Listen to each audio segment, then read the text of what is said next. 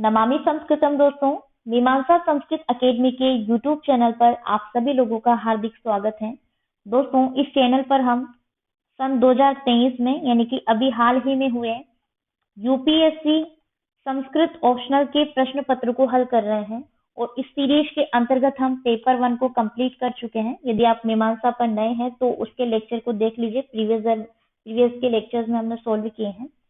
अतः आज हम पेपर 2 से प्रारंभ करेंगे, जिसका प्रथम प्रश्न आज हम हल करने वाले हैं। यह मूलतः महाकाव्यों से संबंधित प्रश्न पूछा जाता है इसमें। ठीक है, 50 अंक का ये प्रश्न है कुल। अब देखिए 2023 के में विशेष रूप से क्या पूछा गया है, उस पर आज हम फोकस करेंगे। महाकाव्यों से रिलेटेड प्रश्न पढ़ने की मुझे आवश्यकता नहीं है, आप स्वयं से पढ़ लीजिएगा।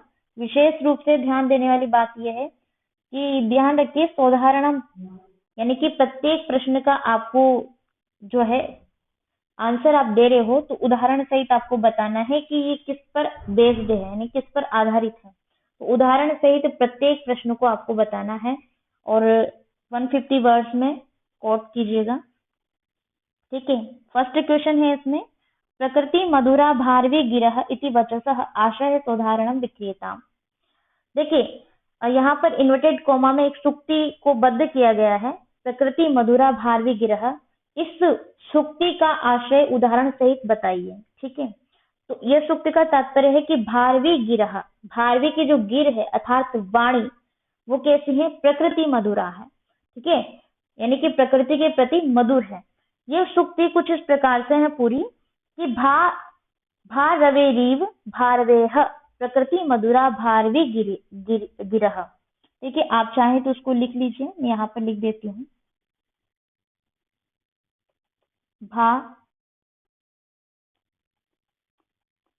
भारवेरीव भारवेह।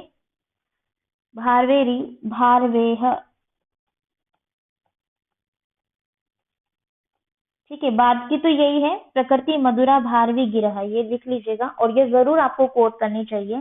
ठीक है, देखिए महाकवि भारवी है, इनका एकमात्र ग्रंथ है, मतलब महाकाव्य, वो है किरातार्जुनीयम। और इन्होंने वो किरातार्जुनीयम ही ऐसा ग्रंथ लिख दिया है, उस एक ग्रंथ के कारण ही ये इतने प्रख्यात हो गए संस्कृत साहित्य जगत में कि इनकी छवि मतलब मुखरित होती है। इनकी जो वाणी है वो मधुर है। ठीक है, इनका जो आप देखेंगे शैली, लिखने की जो शैली है वो रीति शैली है मुख्य रूप से। ठीक है, तो उनमें प्रकृति के प्रति जो उन्होंने चित्रण प्रस्तुत किया है, किस प्रकार से किया है आप बता सकते हैं। ठीक है, एक तरीका आप ये ले सकते हैं कि इनके विषय में एक और सुक्ति कही गई है, नारिकेल फल संमितम। ये सुक्ति भी आप इसमें जरूर कोट कीजिएगा, आपको ज्ञात होगा। तो नारिकेल संमितम मतलब जिस प्रकार से प्रकृति में एक नारियल मधुर होता है, ठीक है, अंदर से सॉफ्ट, सौम्य और रस से भरा हुआ होता है, उसी प्रकार से महाकवि भारवी की वाणी है जो क्या है, एकदम सौम्य, सॉफ्ट है और मधुर है। ठीक है, तो वैसे तो नारिकेल फल संमितम का अर्थ है कि जो जिस प्रकार से नारियल होता है अंदर से सॉफ्ट और मधुर और बाहर से थोड़ा कड़क। ठीक है, देखने में वैसा लगता नहीं है कि अंदर से मधुर होगा, किंतु महाकवि भारवी भी बिल्कुल ऐसा ही है। तो विशेष रूप से इनके विषय में कुछ पंक्तियां कही गई है, जैसे भारवे अर्थ गौरवम। ठीक है, तो भारवे अर्थ गौरवम आप कोट कर सकते हैं सुक्ति। जैसे महाकवि भारवी का जो अर्थ है, अर्थ गांभीर्य, वो इतना प्रगाढ़ है कि इसमें गागर में सागर भर देने जैसा कार्य हो जाता है। तो संस्कृत काव्यों में देखें तो इनकी ये रीति शैली के जन्मदाता हैं महाकवि भारवी। भारवी का प्रकृति चित्रण, अंतः प्रकृति और बाह्य प्रकृति का चित्रण अत्यंत मनोरम और प्रशंसनीय है। इन्होंने विविध छंदों का प्रयोग करके अपनी छंद योजना संबंधी दक्षता प्रदर्शित की है और इनका काव्य सौंदर्य कैसा है, नारिकेल फल संमितम ऐसा है जो बाहर से कठोर है किंतु अंदर से अत्यंत मधुर है। ठीक है, तो इनको बहुत सारे विषयों का ज्ञान भी था, वेद, उपनिषद, दर्शन, पुराण, नीति, राजनीति, ज्योतिष, भूगोल, कृषि, कामशास्त्र, इन सभी विषयों से संबद्ध ज्ञान का वर्णन इन्होंने इस एकमात्र किरातार्जुनीयम नामक ग्रंथ में किया है। इनका अगाध पांडित्य देखने को मिलता है। तो इनके प्रति जो भी कहा गया है इन भाषा में लालित्य, माधुर्य और प्रौढ़ता का विषय में, वो जरूर कोट करना है। जैसे कि तपस्या के लिए जाते समय द्रौपदी से विदाई लेते हुए अर्जुन का सुंदर वर्णन करते हैं। ठीक है। अतः महाकवि भारत विविध विषयों के वर्णन में सिद्धस्त है। इनके प्रकृति वर्णन, मनोभाव वर्णन, अंतः प्रकृति और बाह्य प्रकृति का समन्वय, युद्ध वर्णन, जल विहार वर्णन, ऋतु वर्णन, सूरत क्रीड़ा आदि अत्यंत मनोहारी है। ठीक है। एक वसंत वर्णन का प्रसंग आता है जिसमें अप्सराएं मानो ये दृश्य देख रही है कि अशोक के पत्तों पर कामदेव अपना बाण लिए बैठा है और वह विकसित पुष्प रूपी अधरों से हंसती हुई कुर्बक पुष्प राशि रूपी वधु को देख रहा है। एक और काम की कामुकता है तो दूसरी ओर वधुओं पर काम बाण निक्षेप है। तो ऐसा मनोरम जो चित्रण इन्होंने प्रकृति का किया है, ये इसी से हमें ज्ञात होता है कि इनकी प्रकृति के प्रति कितनी मधुर वाणी है। ठीक है। तो ये चीजें कुछ सूक्तियां जो मैंने आपको बताई है जरूर कोट कीजिएगा, और जो क्वेश्चन में दिए है वो तो आपको कोट करनी ही है अर्थ सहित। देखो ये प्रश्न मैंने डिटेल में आपको एक्सप्लेन किया है क्योंकि ये नया ही प्रश्न पूछा है, शायद से पहली बार ही पूछा गया होगा। ठीक है। इसके पूर्व नहीं पूछा गया है। और तो आपको ये कोट कर लेने हैं, और जो प्रसंग इनसे रिलेटेड होते हैं ना, मैं सिर्फ इस प्रश्न की ही बात नहीं कर रही हूँ। कोई भी प्रश्न आप जब पढ़ते हैं, महाकाव्य, नाटक, ठीक है, काव्य इत्यादि, किसी भी काव्य से रिलेटेड ले लीजिए, प्रश्न को पढ़ने से जो माइंड में आपके क्लिक होता है, जैसे मान लीजिए उन्होंने शैली के पूछ लिया, स्टाइल के विषय में पूछ लिया, ठीक है, ये प्रकृति वर्णन के, प्रकृति चित्रण के विषय में पूछ लिया, उनके रस परिपाक पूछ लिया, तो आपके माइंड में क्लिक हो जाना चाहिए कि किस विषय में पूछ रहे हैं तो मुझे कौन सा प्रसंग इसमें कोट करना चाहिए। ठीक है। प्रसंग मतलब शॉर्ट शॉर्ट फॉर्म में आप उनको लिखिए, सुक्तियों को कोट करिए, ये बहुत ज्यादा इंपॉर्टेंट है सुक्तियों को कोट करना संस्कृत के आंसर्स में। ठीक है। तो चलिए बिना किसी विलंब के अब आगे बढ़ते हैं। नेक्स्ट क्वेश्चन है, मेघे मागे गतम वयः इति कथनम सप्रमाणम निरूप्यताम, अर्थात मेघे मागे गतम वयः, जो ये सुक्ति है, कथन है, इसका प्रमाण सहित निरूपण कीजिए। ठीक है। तो मेघे मागे गतम वयः विशेष रूप से दो काव्यों के विषय में कही गई है। मेघ का मतलब है महाकवि कालिदास का मेघदूतम। ठीक है। और मागे का मतलब है महाकवि माघ का शिशुपाल वधम। तो ये दो ऐसे काव्य हैं जिनको समझने में पूरी उम्र चली गई। ठीक है। यानी कि ये इतने विस्तृत काव्य है और इनको समझना थोड़ा डिफिकल्ट है, लेकिन जिस व्यक्ति ने समझ लिया, समझ लो बहुत सागर पार है। क्योंकि कह सकते हैं कि एक पंडित जो होता है ना, जो उस साहित्य में निपुण हो, जिसको विविध विषयों का ज्ञान हो, वही इनके काव्यों को समझ सकता है। और जिसमें शिशुपाल वधम तो ऐसा विस्तृत काव्य ही आप मतलब मान लीजिए डिफिकल्ट थोड़ा, लेकिन जब इसमें एक बार प्रवेश कर लिया ना तो आनंद ही आनंद है ना। तो मेघदूत महाकवि कालिदास का मेघ अर्थात मेघदूतम और महाकवि माघ का शिशुपाल वधम, ये दो महाकाव्य को समझने में उम्र चली गई। अर्थात किसी व्यक्ति से उसके किसी मित्र ने पूछा कि तुमने अपनी संपूर्ण उम्र किस कार्य में बिता दी, तो इस पर उस व्यक्ति ने कहा कि कालिदास रचित मेघदूत और महाकवि रचित शिशुपाल वधम को समझने में ही मेरी संपूर्ण आयु चली गई, परंतु फिर भी ये दोनों ग्रंथ पूरी तरह से मेरी समझ में नहीं आए हैं। अर्थात इनमें से अभी कुछ ना कुछ ऐसा तत्व मुझसे छूट रहा है जिसको समझने के लिए मैं आज भी निरंतर इस ग्रंथ रत्न द्वय का अध्ययन कर रहा हूँ। ठीक है। तात्पर्य यह है कि मेघदूत और शिशुपाल में शास्त्रीय दृष्टि से एवं लोक व्यवहार की दृष्टि से जो गूढ़ रहस्यों को सहजता से प्रस्तुत किया गया है, जिनका तात्पर्य एक बार पढ़ लेने मात्र से समझ में नहीं आ सकता है। ठीक है। इसीलिए इसको मेघे मागे गतम वह उक्ति के द्वारा यही बताने का प्रयत्न किया गया है कि बार बार अध्ययन करने के बाद भी इन दोनों रचनाओं में पुनः अध्ययन हेतु कुछ न कुछ शेष रह ही जाता है। मतलब इनको कितनी बार पढ़ो, आपको हर बार कुछ न कुछ नया सीखने को ही मिलेगा। और ये प्रश्न नया नहीं है, ये मतलब कई बार पूछा गया है, फिर भी मैंने आपको बता दिया है। ठीक है। तो ये चीज आप जरूर लिखिएगा और आप कोट कर सकते हैं, उपमा कालिदास से भार व्यर्थ गौरवम दंडिना पद लालित्य मागे संति त्रयो गुणा।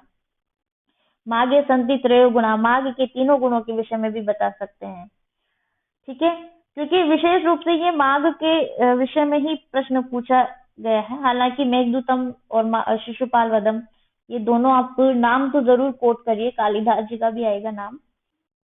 नेक्स्ट क्वेश्चन है, बाणोच्छिष्टम जगत सर्वम इति वचनम सोदाहरणम समीक्षेताम। अर्थात ये वचन दिया, सुक्ति दी गई है, बाणोच्छिष्टम जगत सर्वम, इसका उदाहरण सहित समीक्षा करनी। ये प्रश्न भी नया नहीं है, बहुत बार रिपीट हुआ है।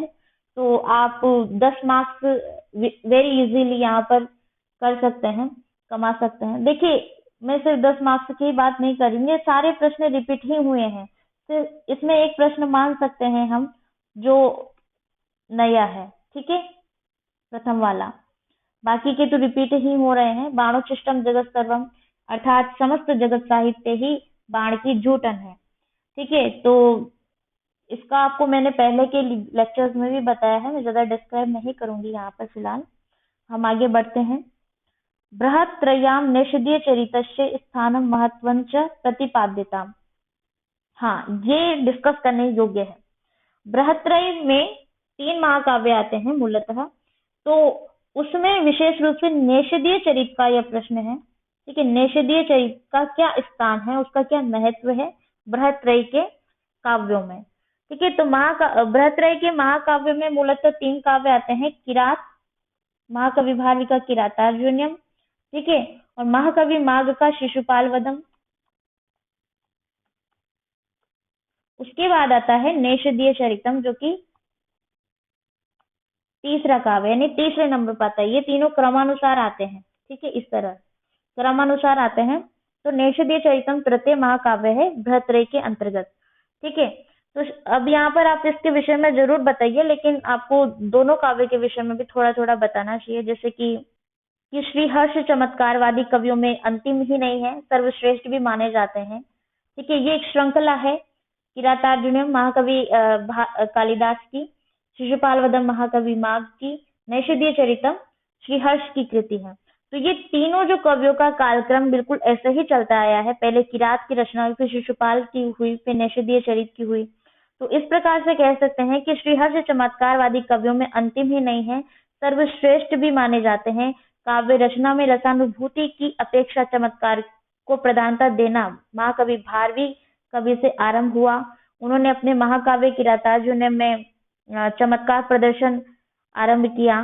फिर शिशुपाल वध महाकाव्य की रचयिता महाकवि माघ ने इसे आगे बढ़ाया, और नैषधीय चरितम महाकाव्य के रचयिता श्रीहर्ष तक पहुंचते पहुंचते ये चमत्कार प्रदर्शन इतना अधिक बढ़ गया कि काव्य की परिभाषा वाक्यम रसात्मकम काव्यम, अर्थात रसात्मक वाक्य ही काव्य है, इसकी सर्वथा उपेक्षा होने लगी।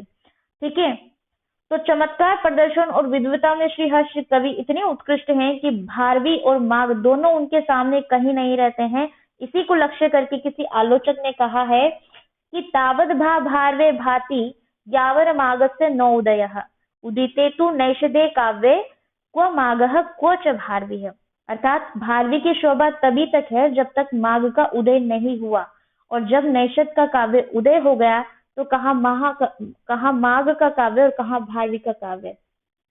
तो पूर्व के जो दोनों काव्य हैं उसके विषय में यही कहा है कि जब नैषध महाकाव्य का उदय हो गया तो कहाँ पर महाकवि माघ का काव्य और कहाँ भारवी का काव्य। ठीक है, तो इसीलिए ये सुक्ति नहीं है, पूरा श्लोक ही आपको इस प्रश्न में जरूर कोट करना है जो मैंने अभी बताया है।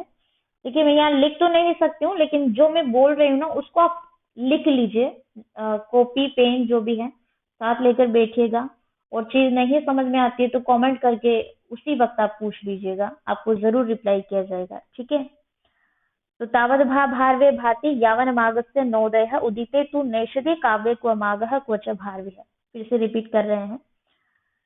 तो ये तात्पर्य है कि जब माघ कवि के महाकाव्य शिशुपाल वध की रचना नहीं हुई थी तब तक वह प्रकाश में नहीं आया था, तब तक भारवी को अपने चमत्कार प्रदर्शन के लिए प्रशंसा प्राप्त होती रही, और ये इनकी ख्याति हो गई है संस्कृत साहित्य जगत में।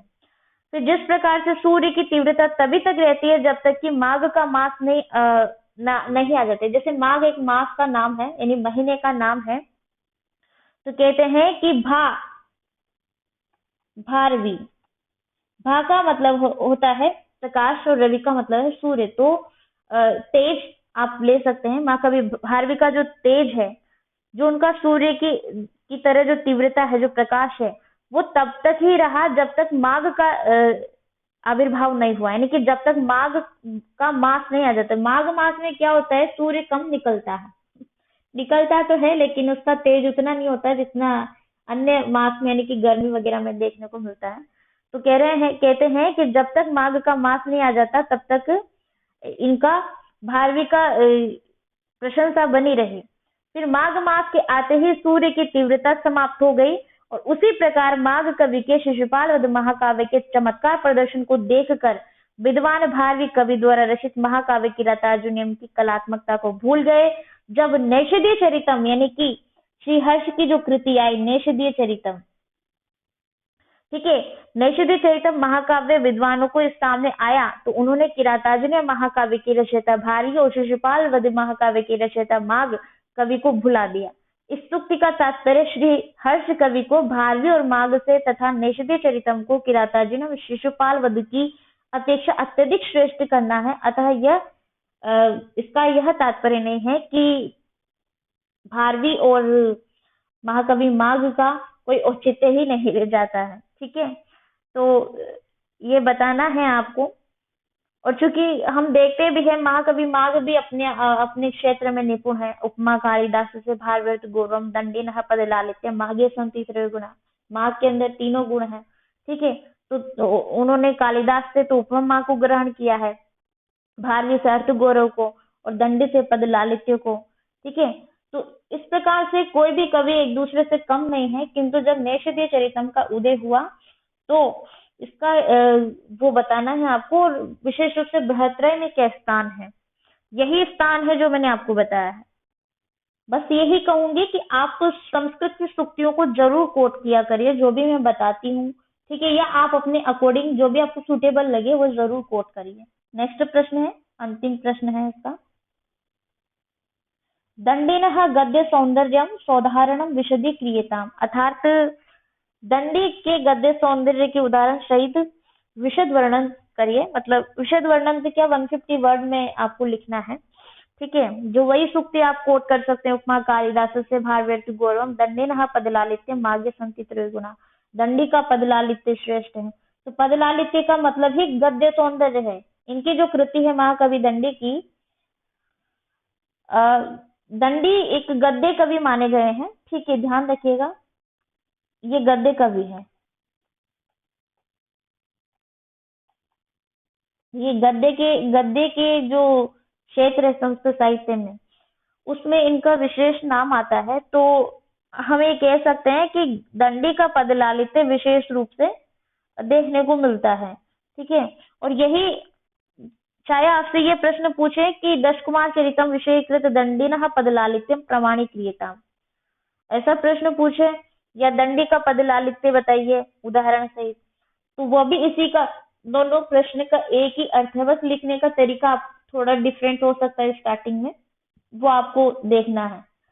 ठीक है, देखिए ये प्रश्न पहले भी पूछा है 2017 में, 2005 में, तो ज्यादा मैं एक्सप्लेन नहीं करूंगी। बाकी आप समझदार हैं, संस्कृत साहित्य जगत में यह सूक्ति बड़ी प्रसिद्ध है, तो ये सूक्ति आप जरूर कोट कर लीजिएगा, याद कर लीजिएगा। मतलब इसका सीधा सा भावार्थ यही है कि महाकवि कालिदास की उपमा भारवी का अर्थ गौरव दंडी का पदलालित्य अत्यधिक प्रसिद्ध है। ठीक है, और तो आप इसकी काव्य रचना, अनुपम कला, भाव और भाषा का जो मणिकांचन संयोग है, समुत्कृष्ट मणिकांचन संयोग, वो आप इसके अंतर्गत बता सकते हैं। उस कला की चरम अभिव्यक्ति देखी गई है।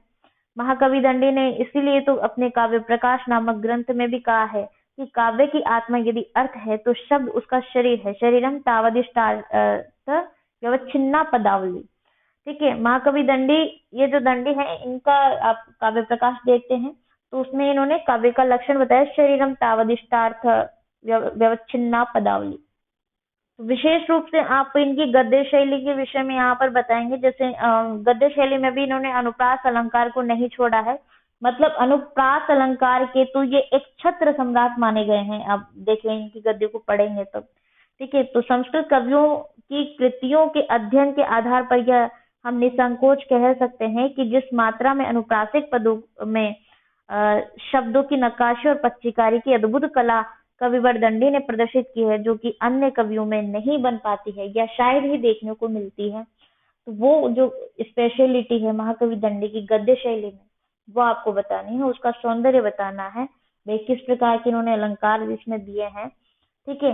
कुछ प्रसंग आप बता सकते हैं उस मतलब इसमें जो भी इनका ग्रंथ है दश कुमार चरितम महाकवि दंडी का, उनमें उन्होंने प्रत्येक राजकुमार के का जीवन का वर्णन किया है, जीवन का वर्णन किया। उसमें उनका जो भी समय गया है, तो दश कुमार चरितम है तो उसमें 10 कुमारों की कथा है। ठीक है। तो कहीं कहीं पर इन्होंने बीच बीच में कुछ ऐसे प्रसंग बताए हैं जो आपको इस प्रश्न के अंतर्गत भी कोट करने चाहिए 2-3 पंक्तियों में, और सुक्तियां आप जरूर कोट कर लीजिए। ठीक है।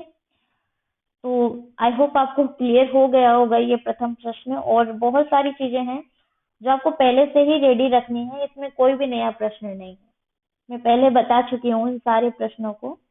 ठीक है। तो सॉल्व करते रहिए, कोई समस्या आए तो कमेंट करके पूछिए, है ना। मैं अपनी वाणी को यही विराम देती हूँ। आप सभी लोगों का शुक्रिया कि आप अंततः हमारे साथ बने रहें। नमामि संस्कृतम।